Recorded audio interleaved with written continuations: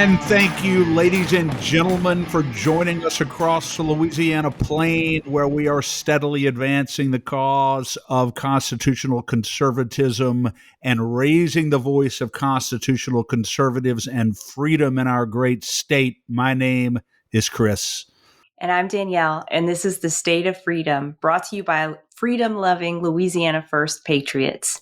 Hello, State of Freedom warriors. Thank you for inviting us along for part of your day. We just adore you. We're so grateful for you. We know that you are the best listening family that anyone could possibly hope for.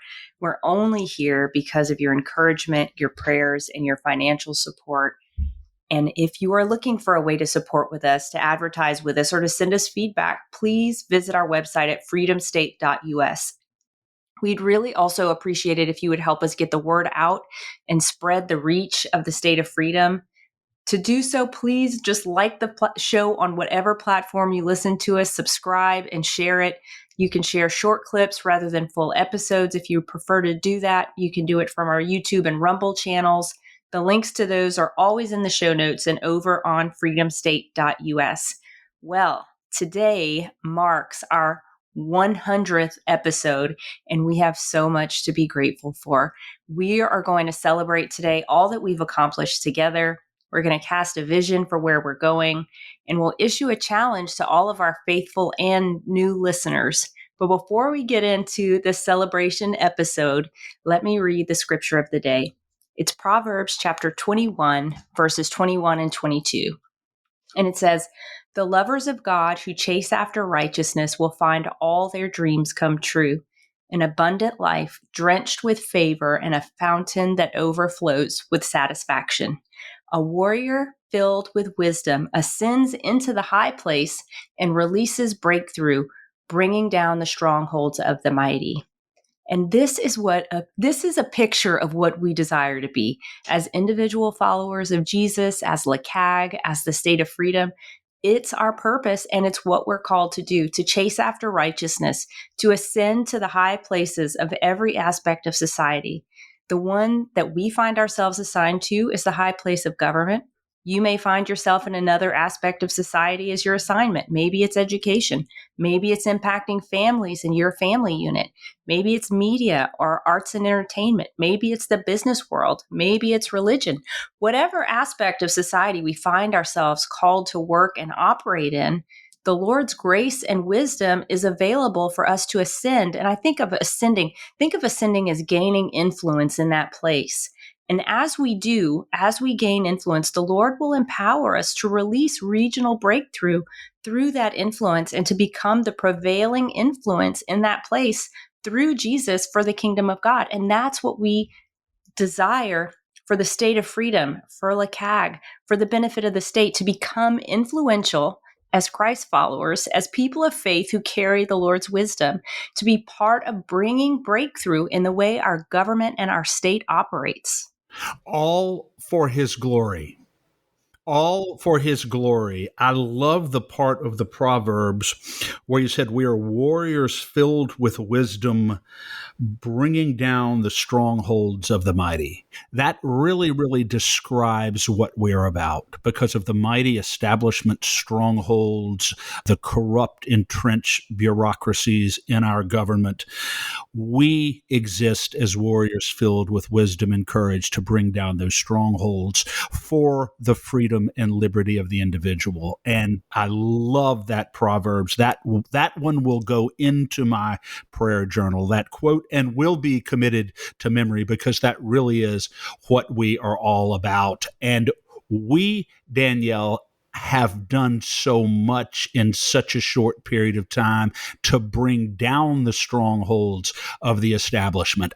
If you had told me 8 months ago, when we did our, not even quite 8 months ago, but close to 8 months ago, when we did our first State of Freedom podcast, that we would be doing our 100th episode today, and that we would be able to claim all of the victories and successes in such a short period of time, I would have said, no way. But it is real, and it is true, and it is extraordinary. It is extraordinary. I can hardly believe it. Our very first episode, Chris, if I know you recall, but was on April 20th. And when we started out, we knew nothing about podcasting. I knew nothing about the Louisiana state legislature or even really Louisiana politics.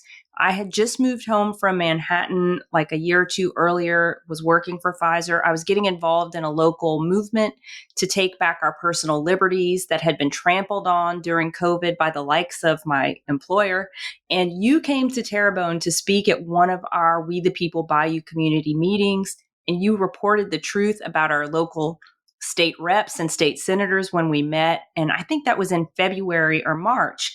And I knew I needed to leave my job at Pfizer. I'd been praying about that for a long time. And the Lord had very clearly showed me that I needed to start a podcast about freedom. So we connected, we teamed up, and we got running and started right in time for the beginning of the legislative session. And a big part of our emphasis when we started was empowering our listeners and equipping them with the information and the facts that they needed to take meaningful action.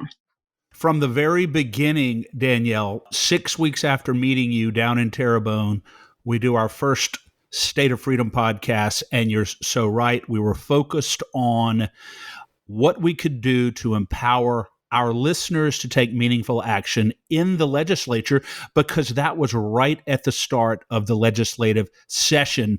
And we had unbelievable victories. I mean, it was just extraordinary, the number of victories one by one. Now, a number of things were vetoed by our now former governor, but a number of things weren't. But we got a lot of things passed that in all likelihood could not have been passed without our supporters and the effort of all those who listen to the State of Freedom and support LACAG. I don't think it could have happened. I know. And we heard, Chris, from numerous legislators that they have never been so engaged by citizens. Their inboxes had never been so full. Their phones had not rung so much as when the State of Freedom got started and people really started engaging with our calls to action. So why don't we talk about some of our legislative victories? Because, as you said, so many of these could not have passed if our listeners were not engaged, were not active, and were not giving voice to their perspective. Yes, these victories, and this is just a representative sample of some of the legislative victories that we enjoyed in 2023. And as you said, legislators called us and said, I've never had this kind of interaction with my constituents, expressing their concerns, making sure that we're doing the right thing, this kind of active engagement on the part of concerned citizens. And Chris, I think one thing that I'd also like to mention is some of the legislators mentioned how much they just appreciated understanding that people had their back, that their constituents were backing them up for doing the tough thing, for doing the right thing when the time called for it. And I think that is in no small part thanks to our listeners. No question about it that a number of the legislators said, look, I guess I always knew that my constituents supported me and wanted me, but several of them said often sort of felt like I was standing alone down there when I was trying to stand for freedom and liberty and doing the right thing. But because of the active engagement of citizens in the 2023 session, I really felt like I had an army of people around me, not just reaching out to me by email and phones, but by showing up at the legislature and testifying in support of legislation and just being present there. It just made a huge difference to the confidence and the courage of these legislators who want to do the right thing and did the right thing in large part because of the engagement of citizens across the district and across the state. But just a few items of legislation, Danielle, just to remind our listeners, and most of these we've talked about before. You look at Senate Concurrent Resolution 21, which I and our group was instrumental in and a big part of drafting and getting through. It was Senator Stewart Cathy's nullification resolution. This is a resolution that simply asserts the right of Louisiana to nullify acts of federal tyranny, any act of the federal government that our state determines is unconstitutional. Well, under the 9th and 10th Amendment, we have the sovereign right to nullify that act. Both chambers of the House solemnly declared that overwhelming support. Stuart Cathy gets the credit for bringing the legislation, Alan Seabaugh carrying it on the House side, and it passed. And so now we have in Louisiana a solemn resolution that says, federal government, you better be on the lookout if you try to impose these draconian health decrees or anything else that strips us of our freedom and liberty. You better be careful, because we may well nullify it under our constitutional authority. Maybe the most important resolution of the whole session, SCR 21, and that was made possible because of the great outreach by citizens who were engaged with their legislators who helped to get this through. And Chris, this is one of the pieces of legislation that we can point to and say Louisiana does not only have the capacity to be a leader, but is actively being a leader in the nation. You said, I believe, that West Virginia reached out and is interested in passing similar legislation. West Virginia and other states have reached out to me and to Representative Seabaugh and Senator Cathy, asking us to assist them in drafting of similar resolutions in their own states. So this really is resonating outward, and is such a great thing for which we can be proud as a model of the nation. So beautiful. It is beautiful. Also, our listeners will recall a lot of pressure and a lot of engagement on Representative Hodges' land protection bill that passed and was signed, that prohibits foreign adversaries of the United States, sworn adversaries, from buying immovable property or acquiring immovable property in Louisiana. So important when you look at countries like China and other enemies of the United States who are doing everything they can to decimate our infrastructure, our critical infrastructure, not only in Louisiana, but throughout the country, where there's a law that categorically prohibits foreign adversaries from buying up or acquiring immovable property in Louisiana.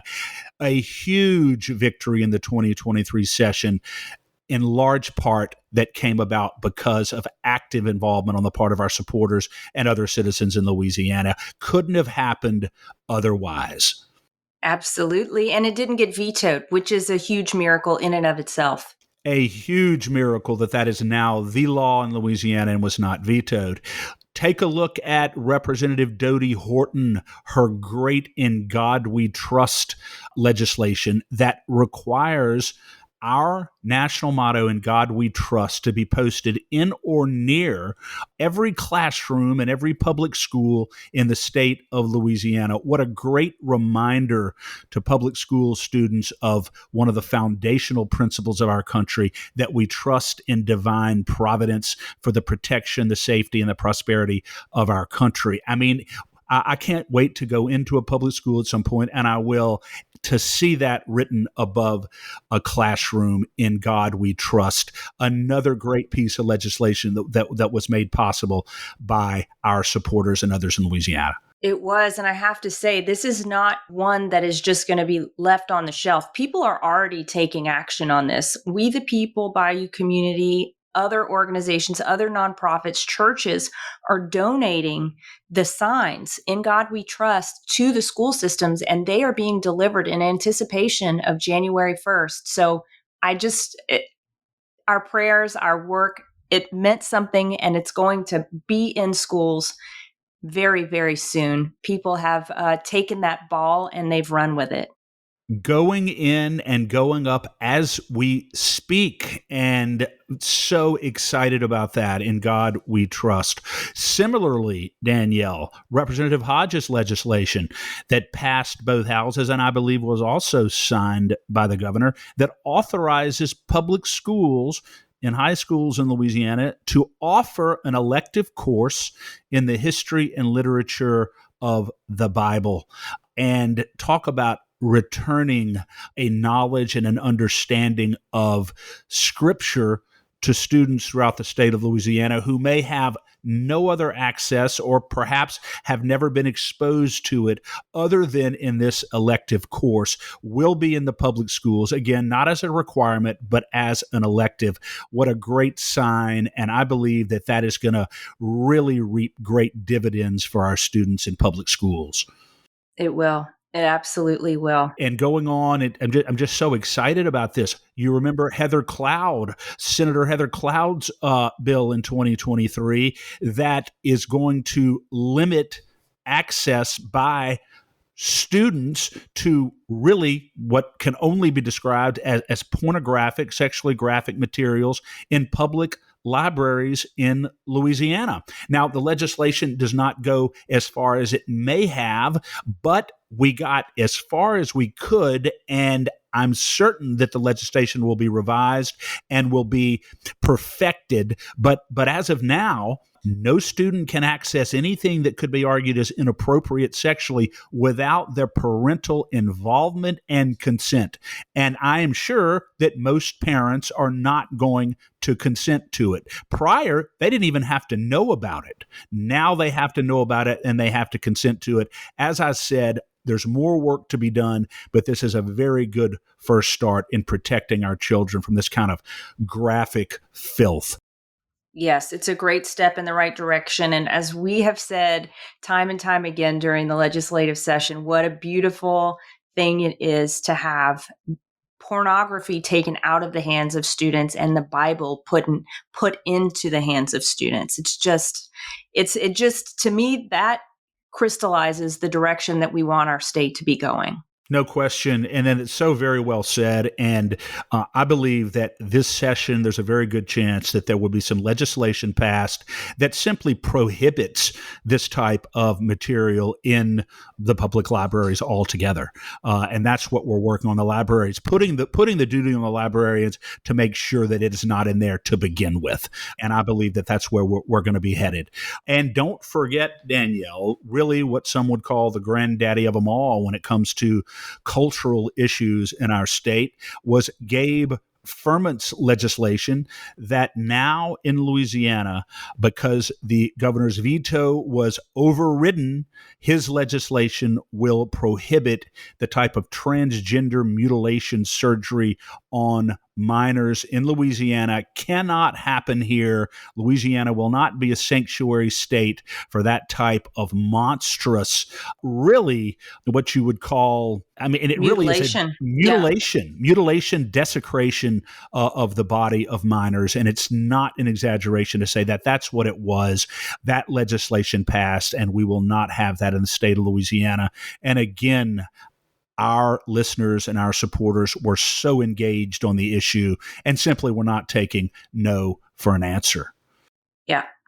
And more has come out since that legislation passed. And maybe it's just because I'm more aware of it now.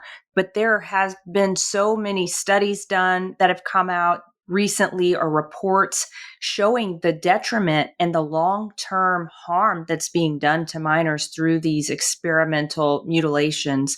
And I'm just so grateful that we as a state have risen up against the imperial governor to protect the children of this state. If you want to make that decision as an adult, by all means, have at it. I don't agree with it. I don't think you're going to get what you want out of it, but the children need to be protected. And I'm so grateful we were able to make that happen. No question about it. And anybody with common sense probably already instinctively knows that attempting to change the God-given biological gender of any person, much less a child, is just not only a bizarre endeavor, it can't happen. You can't change someone's biological God-given gender. It just can't happen. So we're so thankful that Representative Ferment's bill is now a law in Louisiana. There were also, Danielle, a couple of constitutional amendments that were so important that went to the people in a statewide vote. One of them was Representative Blake Miguez's legislation that now in our Constitution prohibits the injection of any kind of foreign or non-governmental money in our election process in Louisiana, takes a great step in diminishing fraud and corruption in our system. It passed overwhelmingly on a statewide ballot, and boy, our election system needed it. No more Zuckerbucks type situations in Louisiana. Also, constitutional amendment from Representative Mizell after the COVID lockdown, where the governor and the president prohibited law-abiding American citizens from attending church. This constitutional amendment will now codify in our Constitution that not only the fact of religious worship, but the location of religious worship are matters of the highest priority in our Constitution. So the next time they try to lock us down, we will have an amendment to say, oh no, I'm on my way to church today, and there's nothing you can do to stop me. Yes, and I have to chime in on this one, Chris. If anyone has any kind of fuzziness of memory about this or any question about how forcefully this was enforced in the state of Louisiana by the Imperial Governor, John Bell Edwards, I just listened to, we had at We the People Bayou a meeting featuring Pastor Tony Spell out of Baton Rouge. And I think he said he got arrested 33 times for refusing to shut down his church. And his story is amazing. And I will provide links to that in the show notes to our, we recorded it. I think it's on YouTube, Rumble, maybe some other platforms. But that story, it will give you chills and will make you know that the federal government and our state government teamed up to persecute Christians, to shut down worship in our state. And it is unacceptable. And this constitutional amendment, while it should not have been necessary because it was unconstitutional what they did in the first place, is reasserting the right of all Louisiana citizens to worship, regardless of who's governor.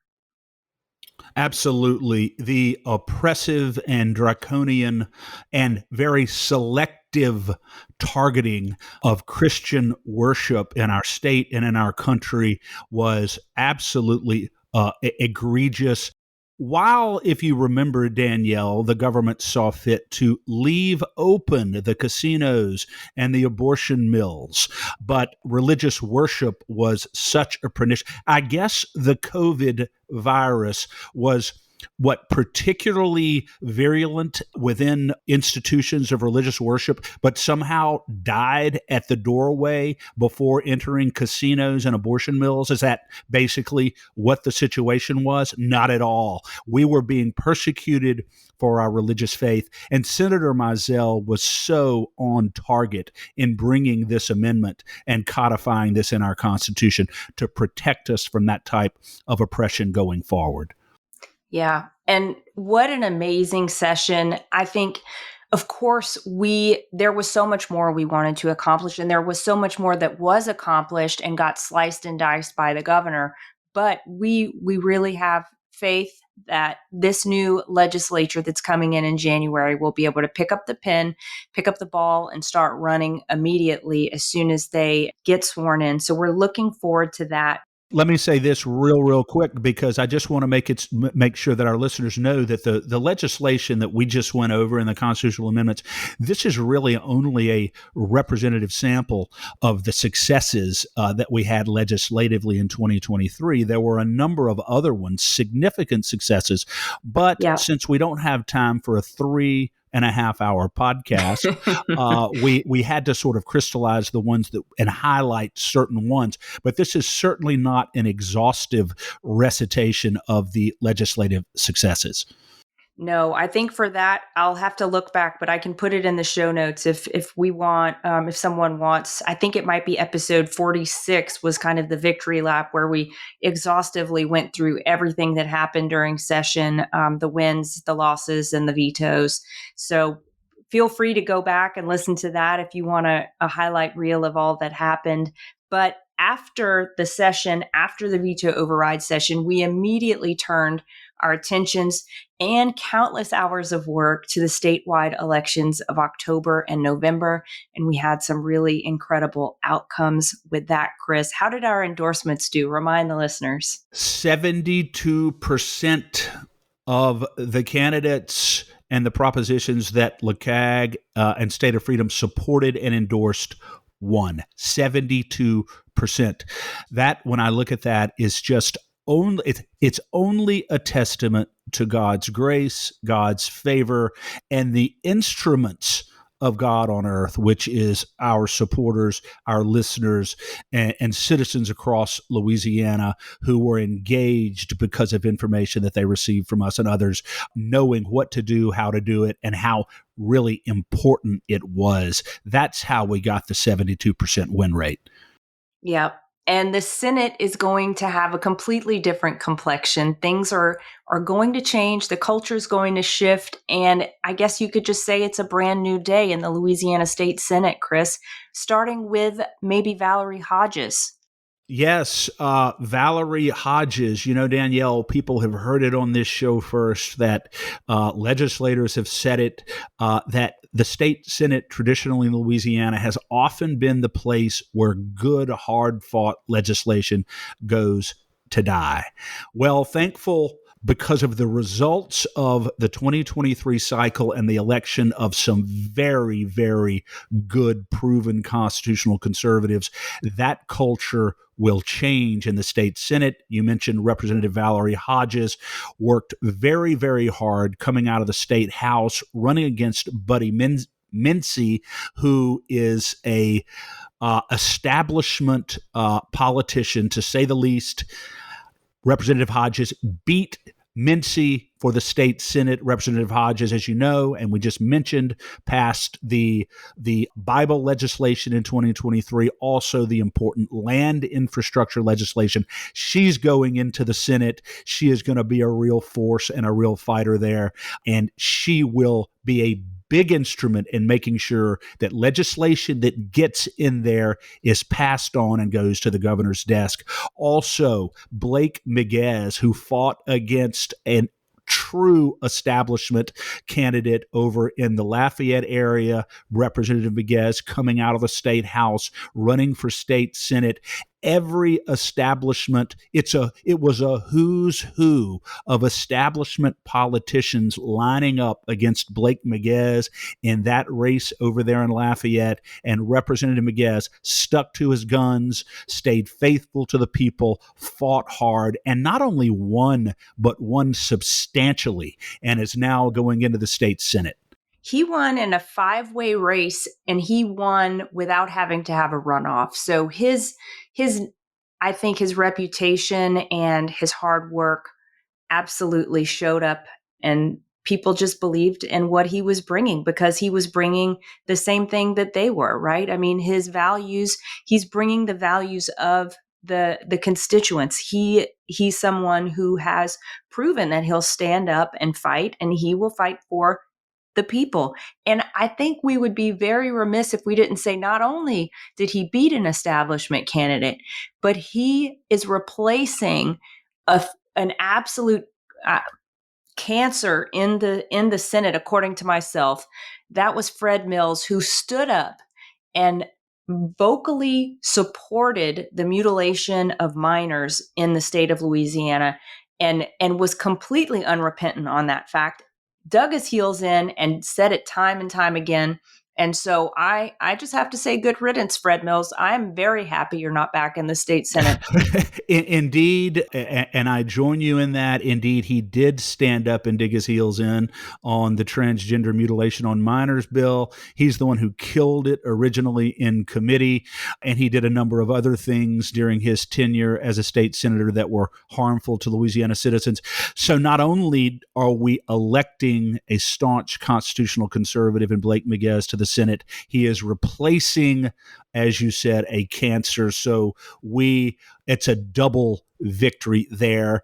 And we also, Representative Alan Seabaugh, who has been such a great leader among conservatives in the state House, he beat an establishment candidate up in North Louisiana, the sprawling district that encompasses multiple parishes up in North and Central Louisiana. He went in, won handily, will be going into the state Senate. And if there's anyone who will be a leader and who will put a dagger in the culture of death and cynicism that exists in the Louisiana State Senate, it's Alan Seabaugh, because he takes no prisoners. He is a man of real courage and a real leader. So you look at Seabaugh, Miguez, Hodges. Also, even though Stuart Cathy is not new in the Senate, Stuart Cathy had a very, very bitter race up in the Monroe area in his district against Ned White.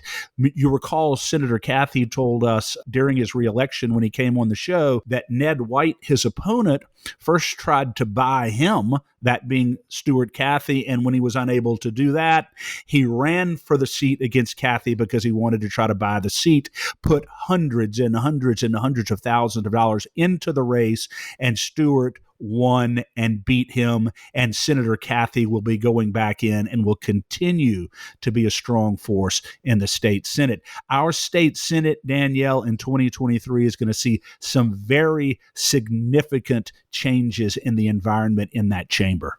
I'm so looking forward to that because we just, if I just remember my feelings of every time something went to a Senate committee, there was so much hope, and then we proceeded to be crushed time and Oh my time again. God. We're not gonna live like that next session, Chris. It's gonna be, I don't know, encouraging and positive, and things are going to move in the right direction. Of course, we want debate. We're not saying that every piece of legislation is perfect right when it gets submitted. And we encourage debate, and we want things to get improved upon, but just, not the soul crushing that was happening during this last session and the sessions prior. Not at all, and with little or no accountability. And that is why it was so important that we engage as we did in the 2023 elections so that we could elect people to help change that. And you're right. I don't think it's going to be soul crushing. I think it's going to be heart lifting and encouraging some of the things that we see going on in there. Collaborative. There's a word for you. I'm looking forward to that one. Oh my gosh, a collaborative effort on the part of proven, true conservatives moving forward to protect the citizens of our state. That's what we're going to see.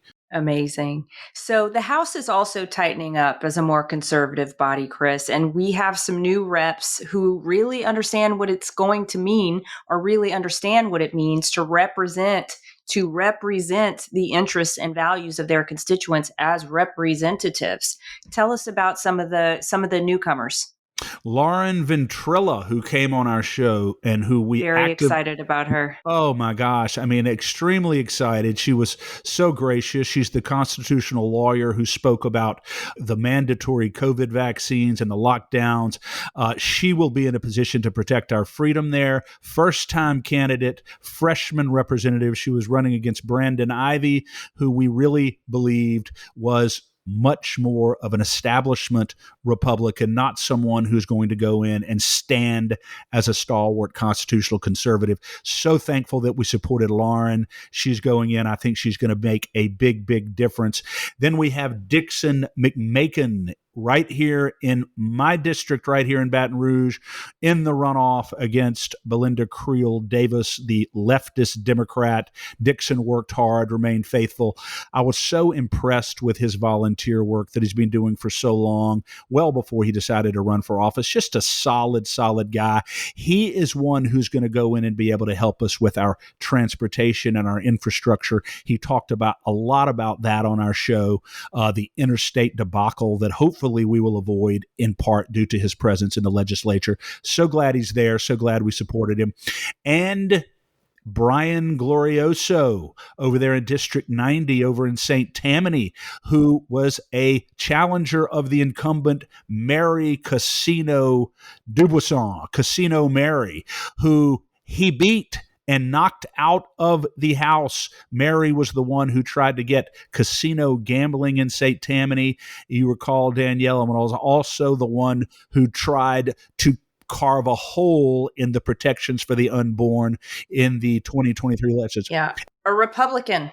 A Republican, exactly. Fortunately, her legislation was defeated, but the voters in St. Tammany did not like her stance, her authorship of that legislation. And Brian Glorioso, wow, I mean, he was not afraid to call himself a Reagan conservative. He was also not afraid to identify with Donald Trump, make Louisiana great, borrowing from Donald Trump's great theme. Brian Glorioso will be able to go in and make a big difference quickly. He's very bright. He's a lawyer, going to do a great job. And I suspect, Danielle, even though you've never come right out and said this, that I believe if she's not your favorite, she is certainly one of your favorite up and coming Louisiana leaders, and that's Emily Chenevert. I am very excited about Emily. She is just a breath of fresh air. She is unapologetically who she is, and that's something that is just so, so refreshing because you feel like, hey, I can trust someone who does what they say they're going to do, who, as she said on our show, whose yes means yes and whose no means no. Just be straight with me. Be a kind person and be straight with me, and that'll go a whole long way. Absolutely. And one of the founders of Moms for Liberty, that has done so much to protect parental rights in our education system, to hold education bureaucrats accountable. She's just a real fighter. One of the things I'll always think about when I think of her race is some of the slings and arrows that she suffered toward the end of her race when her opponent became apparently increasingly desperate, began to misrepresent certain things, well, actually lie about certain things. And I think that came back to haunt him in the results because all she did was continue to try to set the record straight, represent who she was. And if I recall, Danielle, she didn't just win, she won that by a huge margin, didn't she? It was 60-40. She did a fantastic job in that race because people see a liar. That's why. Yeah. And so I cannot wait to see her standing in the well of the House pushing a good piece of pro-America, pro-family, pro-Louisiana legislation. Very excited. Yeah, it's going to be a great day when I she want. gets Oh, up and there. let me say this real quick, Danielle, before you move on. Sure. These races, these House races, because I'll forget if I don't say it. Again, both these Senate and these House races are just representative samples of some of the victories that we had. There were a number of other great victories that we had, but these really illustrate what can be done when the citizens engage, when they have the information that they need, they will make the right choice. Louisiana citizens are faithful. Yes.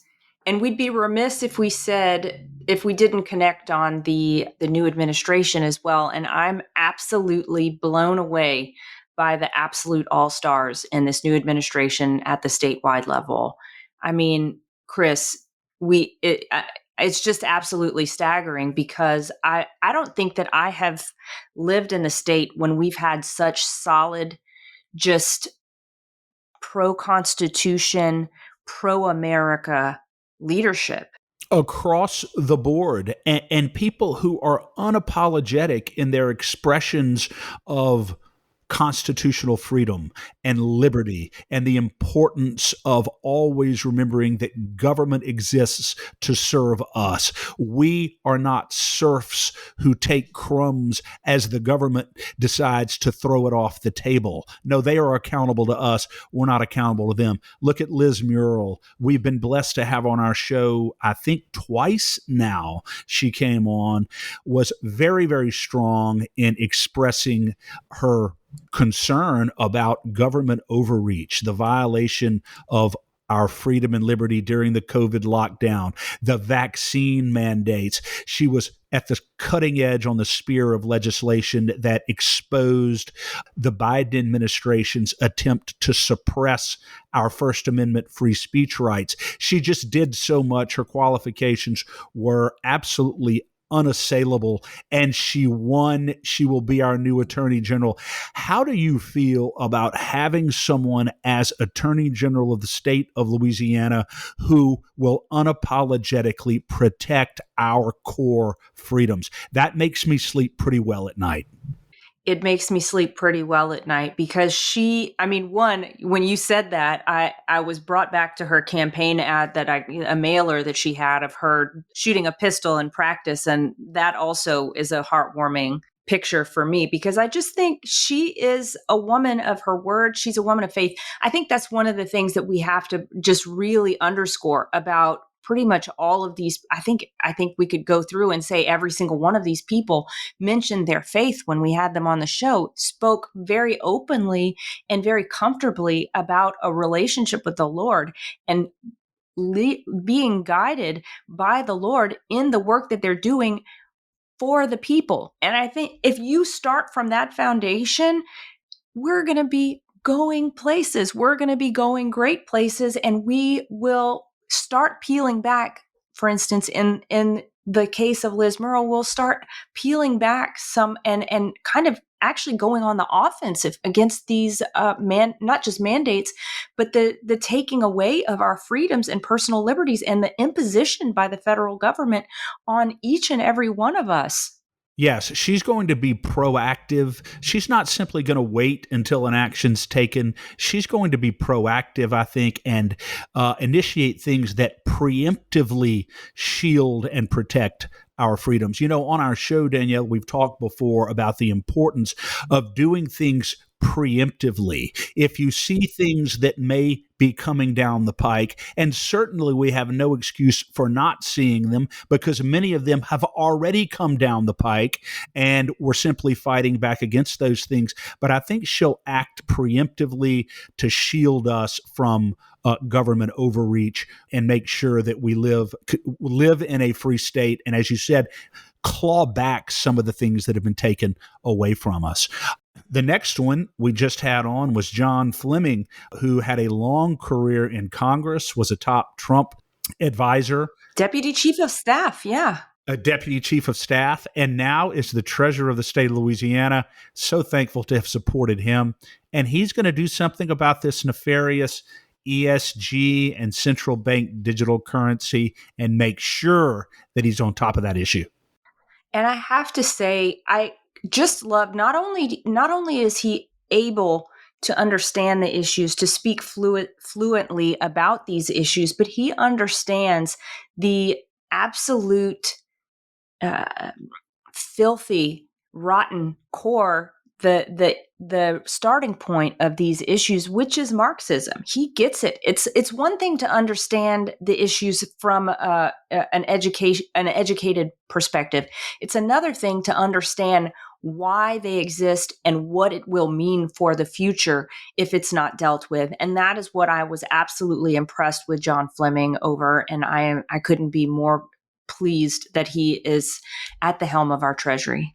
Yes, and as he said on the show very, very recently, this central bank digital currency, this environmental social governance, these issues involving our money and the way our money is going to be handled and regulated. He said, you know, when these nefarious forces try and impose this on citizens, they're not doing it in order to enhance our lives, to enhance our freedom, to make our lives better. They're doing it as mechanisms of control, oppression over our lives. And John said that, he understands that, and I think he's going to approach everything when it comes to CBDC and ESG from that perspective. And it's so good. And he not only talked about it, it's obvious that he really understands those issues. And as a proven conservative, again, going back many, many years. Now, Danielle, let's look at the governor's race. Governor Jeff Landry, despite all the attacks and the many people who were lined up against him, Governor Jeff Landry emerged victorious as our governor. And this is one who we openly supported early on, did everything we could to help and support, and was also not apologetic in standing up against President Biden in his efforts to erode our freedom, or standing up against our own governor in trying to oppress and erode our freedoms. And recall that he was the head of the lawsuit that bursted wide open this collusive effort on the part of our government and big tech to crush our First Amendment freedoms. He was at the head of that, and boy, oh boy, oh boy, what a great contribution he made to freedom in having the courage to advance that litigation. Voters were paying attention, Chris. Voters saw that Jeff Landry was an outstanding AG, that he did a lot. He did way more than basically anybody else in the administration could or would do during COVID to support the people. And And I love that he had, how many people were in that race? Like 9 people ran for governor. And Yes. he just beat the tar out of everyone. And he did that because the people saw through the establishment, because they threw so much mud at him. And the people said, you know what? We don't care what you say. We saw action. You guys have words. You have a lot of words. That's fine. Go use your words somewhere else. I'm going for the guy that has acted on my behalf. And that's what I'm looking for from Jeff Landry as governor. Yes, as I always remind people when they start criticizing him and when they were criticizing him during the campaign, well, he did this and he did this, whatever. And I said, look, you're not going to ever find a perfect candidate. Guess what? Politics can be hell, and you don't find perfect people. You don't find many angels in hell. And you know what I look for? I look for the one who actually stood up, as you said, Danielle, and did things that made a difference in protecting our fundamental freedom. And he was the only one in the race who really consistently did that. It was an easy choice for us. It was. And we have so much to celebrate. We have so much to be grateful for. We have so much to look forward to. As January 8th, I believe they all get sworn in thereabouts, and we will start seeing the wheels of freedom turning again in this state. And I'm so looking forward to that. So let's switch gears, Chris, and talk about a little bit about what's been happening behind the scenes with us. We don't talk about the behind the scenes stuff too much. We try and focus on the issues, but we thought since this was a celebratory episode, we want to give you a little sneak peek behind the curtains and let you know where we've come and where we're going. So starting with about episode 45, we started working with a podcast production company called Podcasting Pros. And we did that because I had been doing all of the audio editing before that. I've never audio edited anything in my life until we started this podcast when we didn't know what we were doing. And it was taking a tremendous amount of my time. It was taking like 6+ hours a day. And I was basically miserable. So I have to tell you, Danielle, I just have to tell you, you were just a saint. And I would be falling asleep at night going, my gosh, what did I do to earn and deserve Danielle? Because you know what? I could be the one sitting there doing all this painstaking, tedious editing. And my gosh, you did it for hours and hours and hours for 45 episodes.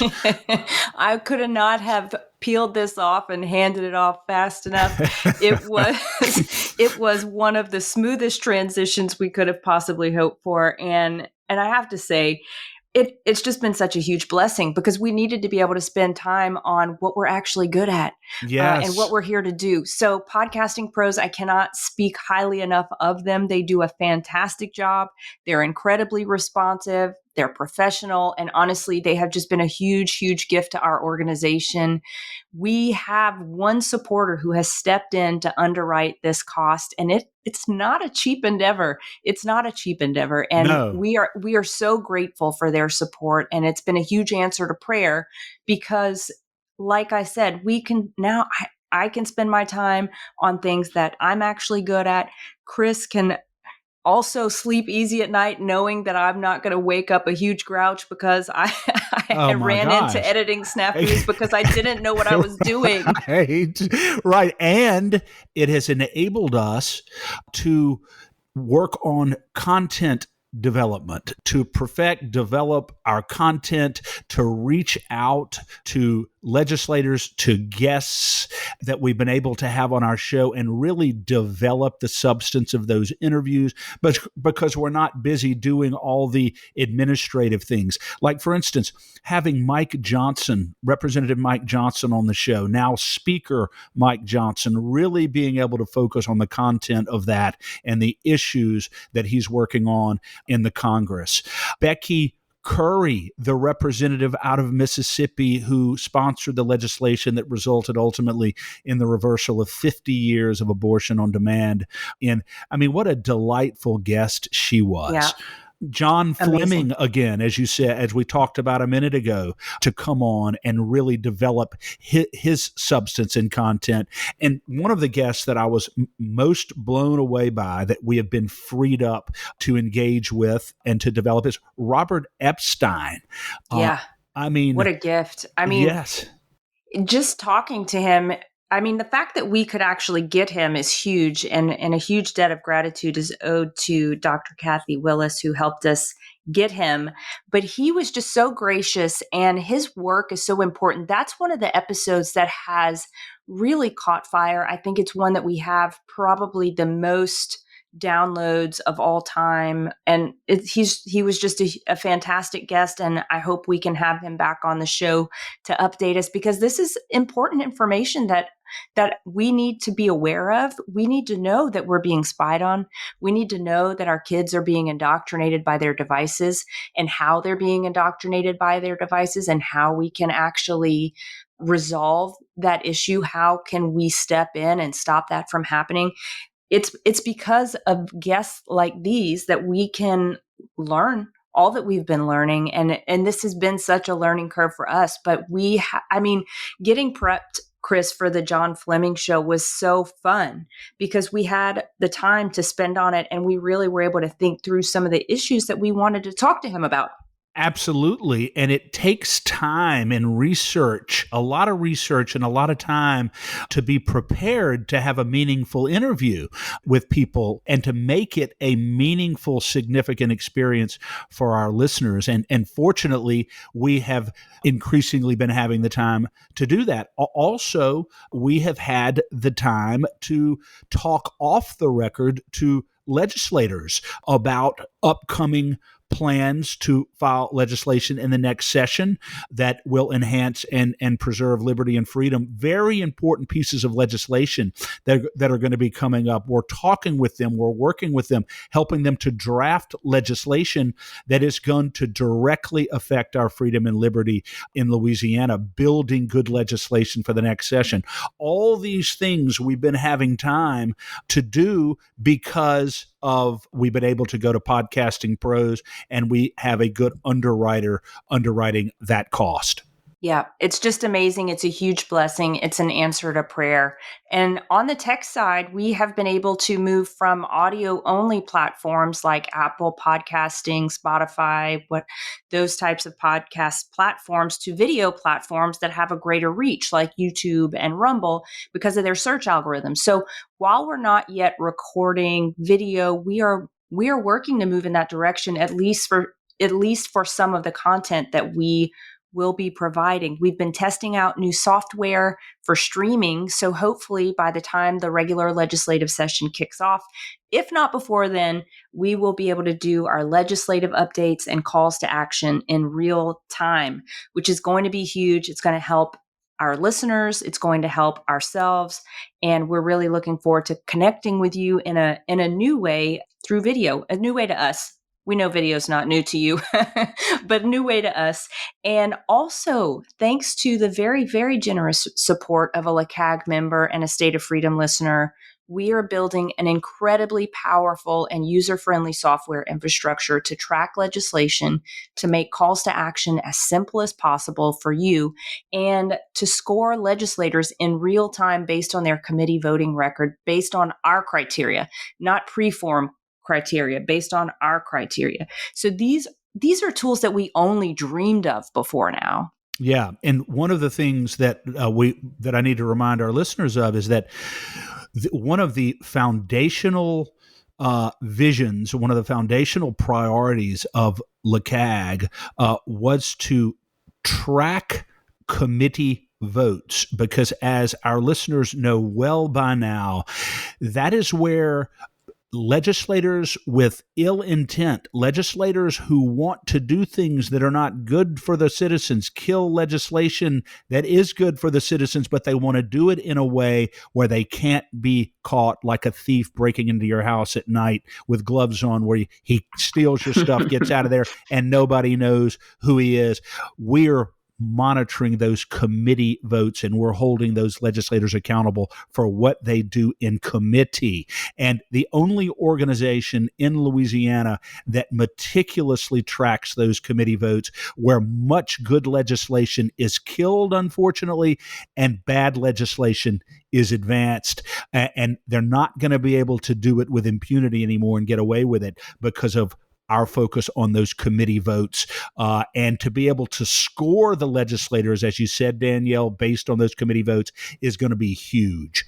It is going to be huge. It's a huge part of the accountability piece, and it's a huge part of reminding the legislators that their votes have consequences, and they're going to have consequences that are measurable. So I'm really looking forward to that. Absolutely. And Danielle, you and I, in our discussions, have come up with basically the three-pronged approach, the multifaceted approach, really, to make sure that every angle is covered and that we are not missing anything and that we are moving comprehensively to advance the cause of freedom and liberty. And here it is, basically. We have the LACAG Political Action Committee, which is focused on campaigns and candidates, building resources in order to encourage Louisiana First candidates to run for office so that we can tell potential candidates that we will be in a position to help you when you run. So many candidates who want to run and would do such a good job, they end up being discouraged or deterred from it because of all the big special interest money that's out there, establishment money that's going to be pointed against them if they run, and they wonder if they're going to have the resources to be able to win. Where our PAC is building thanks to the support of people donating to the PAC so that we will have the infrastructure and the resources to help Louisiana First candidates get elected when they run for office. So the PAC exists to help campaigns and candidates. Yes, and we did this in 2023 as we underscored here today, and we will be doing this in 2024 as we go into the federal elections as well. Yes, we will be actively involved in the federal elections, so we encourage you to please continue to donate to the PAC. There will be some good conservative candidates running on the federal level, and we want to be in a position to help them. So PAC is prong one. We also now have the Louisiana Citizen Advocacy Group, LLC, which is it's not a PAC, it's a lobbying company that we have that will be in the legislature during session, monitoring votes, especially committee votes, making sure that the leaders and the legislators are doing the right thing, voting the right way, not covertly killing good legislation, and holding them accountable for their votes in real time when it's occurring. So these are people who are already elected, they're already there, and we're going to be there. And importantly, they're going to know we're going to be there in the session, holding them accountable. And how are we going to hold them accountable, Danielle? We're not only going to hold them accountable when they run for re-election, we're going to hold them accountable, and this is the third prong, on the state of freedom, which is our platform,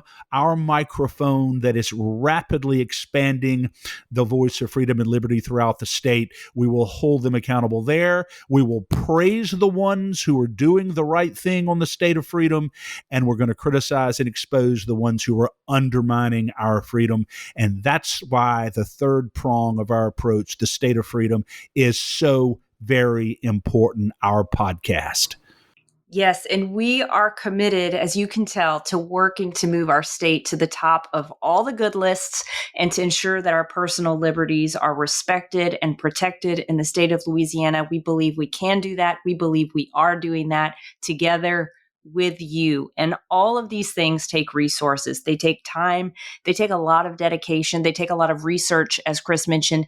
And you are our partners in everything that we're doing. We can't do this without you. We have not been doing this without you. Absolutely. And it's so important to know that the functions we're talking about here with the LACAG PAC, with the LACAG LLC, the consulting firm, and the State of Freedom, the podcast, those are all distinct but equally important and mutually complementary functions. And they all need to be working and in place and moving forward vibrantly to achieve what we're ultimately trying to achieve, which is to live in a free state where the freedom and liberty of every Louisiana citizen is preserved. The ultimate objective, which we will always keep in mind. And as you said, Danielle, it all requires resources. It all requires money. And, we're not all about money. I wish we could do all of this without having to ask for anything, to be honest with you, because I love what we do and I enjoy what we do. But the fact of the matter is, the reality of it is that it takes resources, and it takes a lot of resources to do it. You and I have made a commitment to do this full time because we see the profound need for it in our state. We see what's happening in our culture, and we made a commitment. We are called to serve. We are called to do this. There are a lot of other things that you and I could be doing right now. We could be out there making a bunch of money, doing all kinds of things. But we made a commitment. We took the risk to do this because we believe in what we're doing. And we believe that if we don't act, and we don't act decisively, then we ultimately will lose our freedom. But we need financial support to keep this going, to continue to build what we're building, our vision for the future: protect and preserve freedom of Louisiana citizens. So I make a very direct call for all of our listeners today to understand how vitally important this is, what we're trying to build. We're not asking you to stand on Capitol steps and protest. We're not asking you to run for office necessarily if you don't choose to do that. We're asking for your financial support so that we can continue to build our vision for the future. If this show has had an impact on your life, and I'm confident and humbly hopeful that it has, please support us, because we depend upon your support to help us sustain the vision going forward. A one-time gift or a recurring gift. If you're concerned about your freedom and liberty and like what we're doing, please support us. Yes, and I'll just underscore and put exclamation points on that. Let us challenge and encourage you today to support us, and encourage other listeners who you know and Louisiana patriots who you know to support us. We have come so far, and we have a long but exciting and a very promising road ahead of us. So support the state of freedom, support LACAG. Doing that gives us the ability to keep this momentum going and to bring Louisiana to the new era that we have all been praying for. Specifically, what are we looking for? We're looking for advertisers. So if you have a business, email us. Find out how you can advertise with us. We are looking for people to commit to supporting us on a monthly basis. We have a Patriot page where we will display and link to any monthly subscriber's business. So if you have a small business, you can advertise with us on the Patriot page for whatever amount that you are willing to support us, whatever amount you're able to support us on a monthly basis. One-time end-of-year donations are fantastic, but look, we need to make sure that this is sustainable, and to keep this effort going forward, keep this Louisiana First movement sustainable, that will take recurring donations. So we strongly encourage that. We welcome it. And we just have to say thank you, thank you, thank you for getting us all the way to episode 100. Absolutely. Danielle, there are big entrenched establishment interests all over the state with very, very deep pockets, and they are always asking legislators for things, always whining and dining them, always reaching out to them, putting pressure on them to do what they want them to do. You know what's has been lacking up to now? Citizen lobbyists, voices of the citizens who are holding people accountable, helping good people to win, and making sure that the legislators represent them well while they're there. Citizens' voice on the state of freedom, not big special interests. Danielle, if there's one thing I think would define everything that we do in terms of our focus, it is to always look and see what action best represents the average, ordinary Louisiana citizen. And that is our only consideration. And you know what? If we have the support, the financial support from citizens across Louisiana, we can compete with the big special interests, and we will compete going forward. I am absolutely optimistic. We've already demonstrated what we can do, and I cannot wait to see what the future holds. Yes. Yes, absolutely. And to say that we take the average citizen's point of view into perspective, we do that by looking at the people we know. We do that by looking at the Constitution and the Word of God. We are doing what we're doing through a lens of faith, through a lens of the Constitution, and through a lens of friendship and loving your neighbor. And so that's how we want to take this forward. And we can't thank you enough for partnering with us, for trusting us, for believing in us, for encouraging us, and also for supporting us financially. Chris, let's remind the listeners how they can support us. So with the State of Freedom, you can support us at freedomstate.us. There's a page there for you to do that if you'd like to do it online. If you'd like to send a check, you can send it to P.O. Box 861, Berg, Louisiana. And LACAG, you can also support online at lacag.org. And the P.O. Box, Chris, is? And the P.O. Box, LACAG, LACAG. Sorry, P.O. Box 64952, Baton Rouge, Louisiana, 70896. And that is how you can send it in. We are, again, I just echo what you say, Danielle, about my deep gratitude for the support of our listeners. They have gotten us this far, and I know that they will continue forward with us, helping us to build. I'm just deeply thankful for all the support. It is mind-blowing. It is mind-blowing. And speaking of mind-blowing, I would love to share an opportunity for any listener who would like to make a mind-blowing investment in precious metals. If you're interested in investing in precious metals or starting even a home-based business in the industry, Metal Stacks is a precious metals collectors club where you can buy your metals at the best prices on the market, which is actual dealer cost. They are beating the big sites. They have no credit card fees. They have no minimums.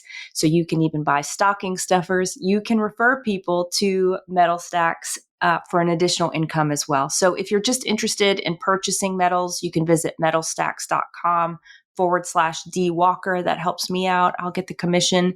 And if you're interested in learning about the business side, you can email me directly at Danielle@freedomstate.us. What a tremendous, tremendous opportunity Metal Stacks is. Well, Danielle, I don't know where the last hour and 15 minutes went, but I am enjoying myself so much. And I just thank you for partnering with you going forward on the 100th episode. It seems like just yesterday we started. The progress that we have made is extraordinary. It is a function of God's grace and blessing and power. No question about it. We are his instruments. But if we continue to trust, continue to focus, and with support from listeners across the state of Louisiana, each and every day by God's holy grace, we will continue to take steps to preserve the great state of freedom in Louisiana. Amen. Thanks, Chris. Congratulations. Happy 100. Congratulations. Thanks for listening to The State of Freedom. To stay on top of all the calls to action we mentioned today, just check out the show notes for the episode. If you'd like to support the show financially, visit our website at freedomstate.us. If you'd prefer to give by mail, you can send a check to the State of Freedom, LLC at P.O. Box 861, Berg, Louisiana 70343. If you own a business in Louisiana and are interested in supporting our show by advertising, please email us at info@freedomstate.us. To get involved with Louisiana Citizen Advocacy Group, visit lacag.org, LACAG.org, or email Chris at chris@lacag.org. If you're enjoying the podcast, please subscribe and share it. Give us a 5-star rating in the reviews. Thanks again, everybody. We'll see you next time.